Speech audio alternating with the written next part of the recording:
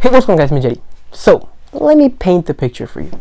Armed gunman, 17 years old, steps up, murderer, serial killer of 3 people. Does that sound nice and welcoming? No, it does not. Well, today I'm going to be telling you guys the story of Kyle Rittenhouse. In some eyes, he's a savior. In some eyes, he's a murderer. So, just a 17-year-old boy, what did he do wrong? Why is he like this? If you've heard about him and you want to learn more, stick around. If you don't know who he is, I will let you know that today. As always, let's go.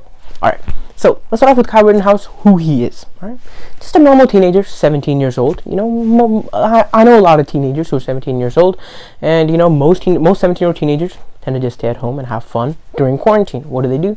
Watch TV, eat food, you know, relatable, right? As a teenager, you can kind of just know the most 17-year-olds, that's what they would do. Not this teenager.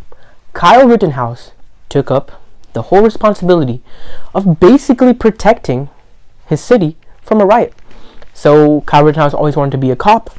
He was a Blue Lives Matter protester. So of course, he was not a BLM protester. He was just supporting the cops. So one thing that he did was he was always doing a lot of community service.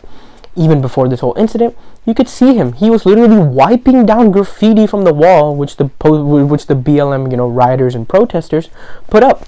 So he was doing community service, and of course, they basically had him there as like a little protection group, and he was just kind of serving his community.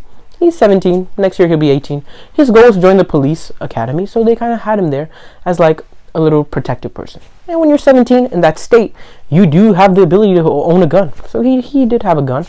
And what he did was, of course, with his parents' permission, he had the gun, and he was basically just surveilling. And he even talked to the cops before. The cops gave him water, and he was very friendly with the cops. He was there, and he was basically just protecting his city.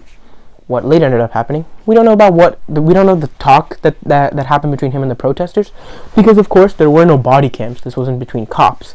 So the protesters decided to then chase down this poor 17-year-old. What did they do? They had a skateboard. Because the protesters have no rules. What are they there for? What are they there for? They get a $1,000 stimulus check from the president, who they hate. But we're not gonna get into that. They're basically just there, just to, you know, struck up some violence and just kind of throw things into proportion and just blow them out. What ended up happening was Kyle Rittenhouse didn't like that. He's probably having a little conversation with him. What ended up happening was one of the protesters who had Molotovs, which are basically like these, you know, they're kind of filled. I don't want to get too into it, but it's just kind of like this weapon where they have a lot of chemicals in them with a little fire on a cloth that's holding out. When it hits contact, it does explode. That's basically what it is. You've probably seen all the movies, and you've probably seen it in a bunch of video games, but that's basically what a Molotov is. So then what ends up happening is they start chasing Kyle Rittenhouse with that in their hand, and the other guy picks up his skateboard as a weapon. Now Kyle Rittenhouse has a gun, right? It's a regulated gun. It's on AK-47. So he basically just has his gun, and he's thrown to the ground. Kyle Rittenhouse does not shoot.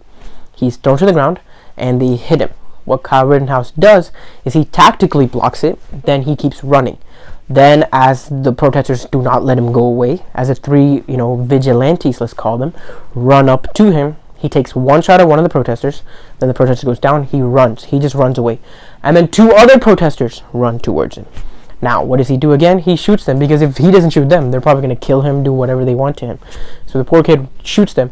And then after he finishes shooting all 3 of them, he doesn't just, you know, run home and, you know, hide. You know what he does? He runs to the cops. He ran with his gun, running to the cops, going, hey, guys. He literally told the cops, I had to, you know, defend myself against 3 protesters. Please come help them. Let's take them to the hospital. He was basically just saying, you know, I didn't mean to kill them. Let's just help them. It was all in an act of self-defense. So then, of course, they look into that. They find out that it was an act of self-defense.